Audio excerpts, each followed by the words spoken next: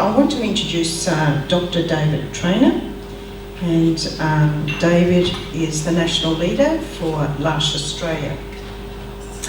David began his LASH journey in Cork, in Ireland, in 1986. And he's had different roles also within New South Wales and Tasmania in the disability field.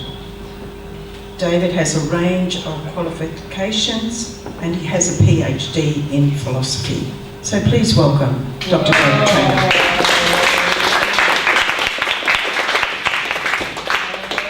Thank you.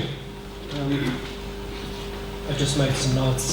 Thank you. I was delighted to be here, and I thank the organisers and particularly the Rigbys for all the work that they've done to organise this. NDIS, NDIA, I think that the people who've worked to get the NDIA off the ground and the people, the ideas behind it are really, really good. And I think that people have worked really hard and have great intentions.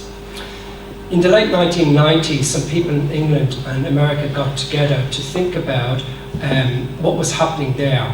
Many of the large hospitals had closed down, and people were thinking, why isn't it we're having inclusion, or why isn't it that we're seeing people with disabilities on the street, or why isn't it people with intellectual disabilities aren't really part of our society?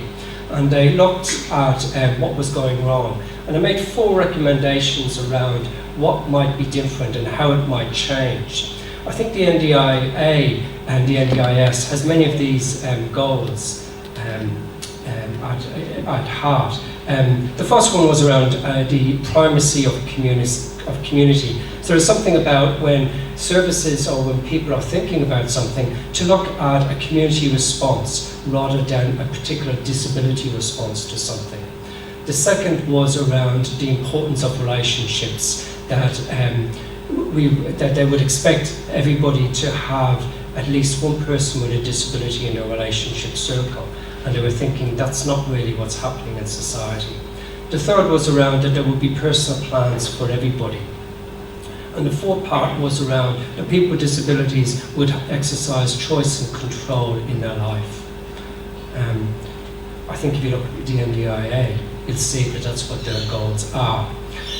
Blowing my own trumpet in LASH, I think for 50 years that's what LASH has been trying to do. It has talked about the importance of community, he talked about relationships, Stephen's talked about that with Jason, and the idea of mutuality. We call personal planning remembering, celebrating and dreaming, as most people know, and we've always been interested in empowering people to make decisions for themselves and for people to exercise and control over their own household. So I think we've done something about that and we've tried to live it. Our experience today varies. NDIA has been rolled out in different parts of Australia, and LASH is part of that rollout. My problem with it is that I think some of the language and what people's ideals are very good, as I've said. I'm not seeing that translated into reality. So if I take the first point about the primacy of community, I'm not sure how you budget for that, or which is the box that you tick to try and get that as a resource for people. It doesn't seem to be present. In terms of relationships, there's nothing in the service spec at the moment which is saying that people can apply for relationship support.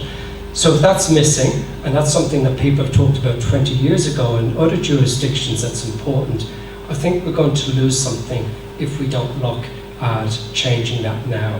Within the early stages, it's possible to change.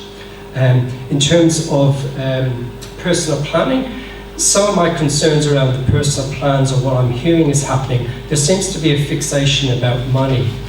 Jane Sheeran, a lady in Queensland, wrote an article recently in Interaction, I think it was, for the Down Syndrome Association of Australia, and she talked about personal plans, what money can't buy. And I think there's something in that. Money can buy us so much, but money can't buy me my self-esteem. I'll get that from somewhere else. How has that been incorporated into personal plans? My fourth point was, there is lots of talk about choice. I'm not so sure how well that's being exercised. I acknowledge there's a change now about who attends some personal plan meetings, but I'm wondering, how do personal planners really engage in relationship with people prior to their meeting? Because we know that many people will find it hard to express a choice in a formalised setting. So I think there needs to be something done about that just turning up to a personal plan meeting isn't going to work for many people.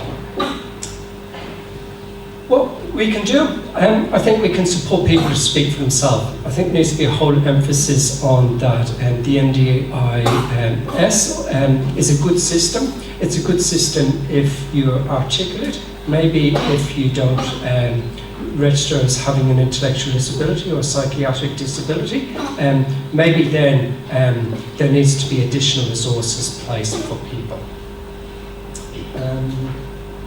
I think there's something that we can do in terms of advertising to our own networks, the importance of supporting people to develop relationships with people with disabilities, and to be saying, so why is it that you're not going around there creating relationships? When we see a bowling team and we see there are 2 bowling teams, one for people with disabilities and one without, why aren't we asking the questions of people on teams? Why can't there just be one team? For me, we're supposed to be an inclusive society, everybody has equal rights, and everybody is supposed to be the same. But we make these distinctions in most of our sporting fixtures on the NOL when people got a disability.